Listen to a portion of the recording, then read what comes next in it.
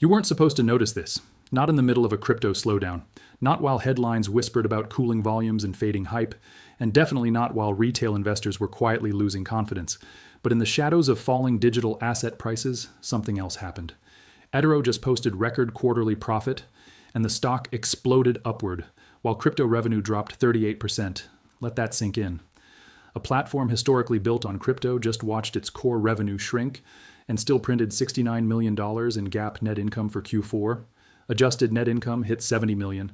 Earnings per share crushed expectations at 71 cents instead of 62. The market didn't punish them. It rewarded them. Shares jumped as much as 20%. That's not noise. That's positioning. If you want real financial truths they don't teach, hit subscribe and turn on notifications. You don't want to miss what's coming. Because this isn't just about one company beating expectations. This is about how financial power adapts before the herd even realizes the game has changed.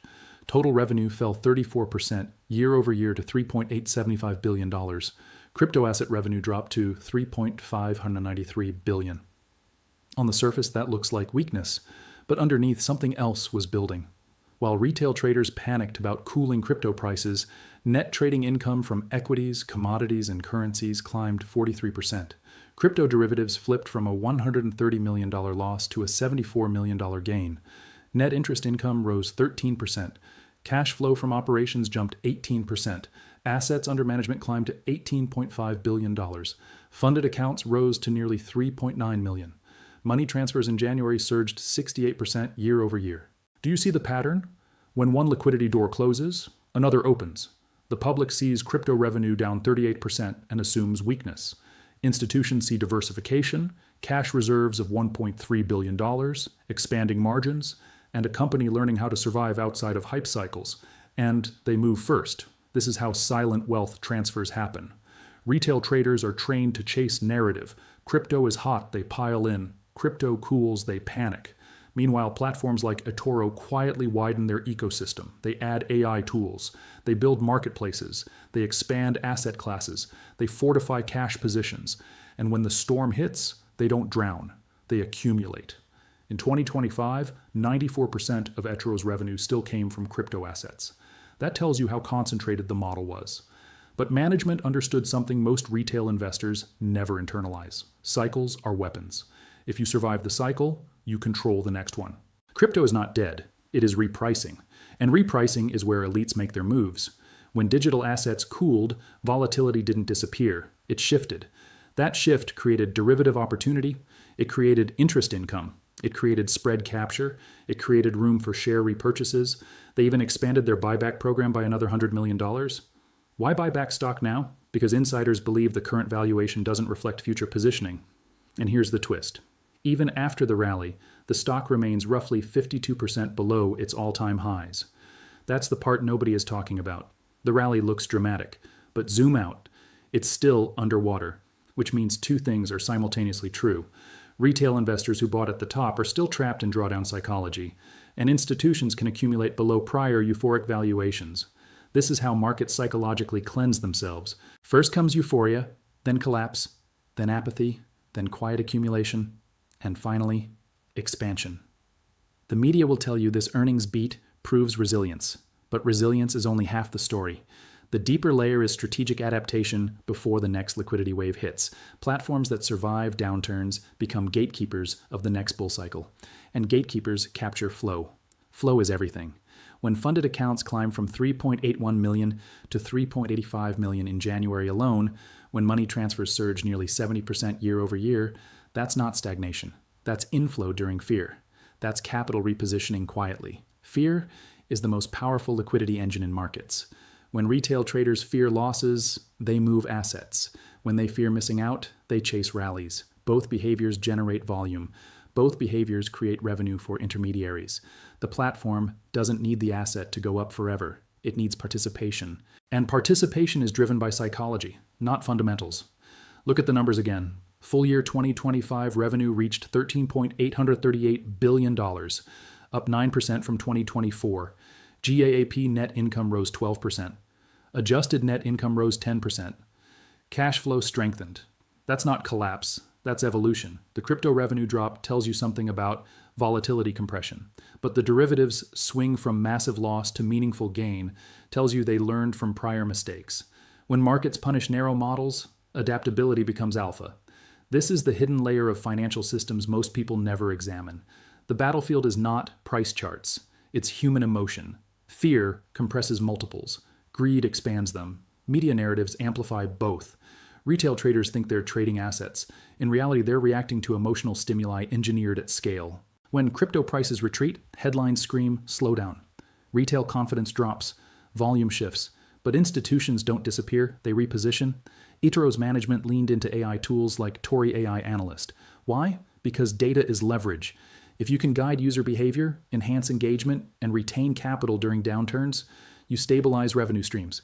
AI isn't just a feature, it's behavioral architecture. And behavioral architecture is the future of brokerage power. Think deeper. If 94% of revenue came from crypto in 2025, diversification wasn't optional. It was survival. Expanding into equities, commodities, currencies, and derivatives isn't just product growth. It's insulation against single asset collapse. Retail investors often mistake price volatility for systemic risk. But true systemic risk lies in liquidity concentration. When revenue depends on one asset class, downturns threaten survival.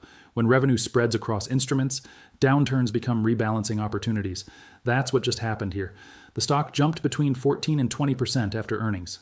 Analysts were expecting 62 cents per share. They delivered 71. Expectations were low. They exceeded them. That gap between expectation and reality is where explosive repricing occurs. Markets don't reward good performance. They reward better than feared performance. And this is where psychology tightens its grip. When investors see a stock rally 20% in a day, FOMO ignites. The same investors who ignored it during decline suddenly want exposure. They chase the green candle. They forget the 52% drawdown from peak. They respond to momentum, not valuation. This is how herd mentality perpetuates cycles. Meanwhile, insiders study cash flow. They study assets under management. They study funded account growth. They study operating leverage. And they ask one question: is this platform positioned to capture the next liquidity expansion? Because liquidity expansion is inevitable. Governments continue currency debasement. Inflation erodes purchasing power. Capital searches for yield. Risk assets cycle through compression and expansion. The system feeds on movement.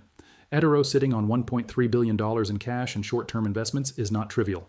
That war chest allows acquisitions, product launches, technological upgrades, and defensive stability. When smaller competitors struggle in downturns, cash-rich firms absorb market share. This is consolidation season disguised as slowdown. Retail traders rarely see this because their attention is glued to short-term price action. They experience markets emotionally. Institutions experience markets strategically. Crypto revenue down 38% sounds alarming. But ask yourself, did user growth collapse? No. Funded accounts grew 9% year over year. Assets under management rose 11%. That means capital didn't flee the ecosystem. It reallocated. Reallocation is not destruction. It's repositioning. And here's the subtle layer most people miss. When volatility cools and volumes drop, weaker participants exit. That cleans the order book. Stronger hands remain. Platforms that survive this cleansing phase are structurally stronger when volatility returns. The media narrative frames this as a diversified brokerage outperforming expectations. But the deeper narrative is about survival through cycle compression. It's about enduring the quiet phase where attention fades, because attention is capital. The moment retail attention drifts away from crypto, institutions accumulate infrastructure, they build tools, they expand offerings, they prepare for the next narrative wave. When hype reignites, they already control the rails. The rails are where money flows, not the tokens, not the memes, the rails. Etoro has been public since May 2025. Public companies live under scrutiny. Every quarter becomes a referendum on survival. Beating expectations during a crypto cooldown sends a message. We are not dependent on a single mania. That message attracts institutional capital. Institutional capital stabilizes valuation. Stabilized valuation enables strategic expansion. Strategic expansion captures future volatility. This is the compounding loop. And here's where it gets uncomfortable. Retail investors often believe they are participants in wealth creation. In reality, they are liquidity providers. Their fear, their greed, their reaction speed, these are the commodities platforms monetize. When crypto derivatives flipped from a $130 million loss to a $74 million gain, that wasn't luck. That was adjustment. Risk management recalibrated. Pricing models evolved. Hedging strategies tightened. The system learned. Markets punish incompetence fast. Survival implies competence.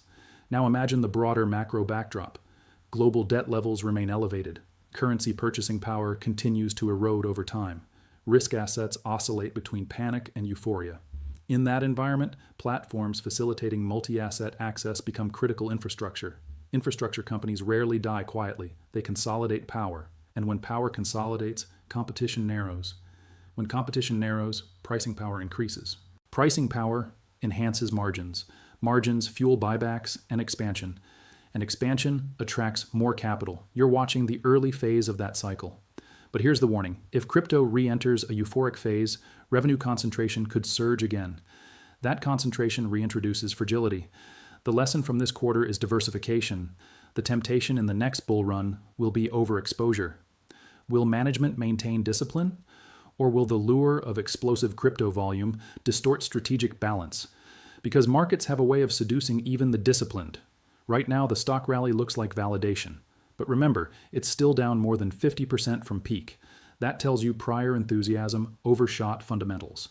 Today's rally may simply be recalibration. True power lies in understanding where we are in the asset repricing cycle.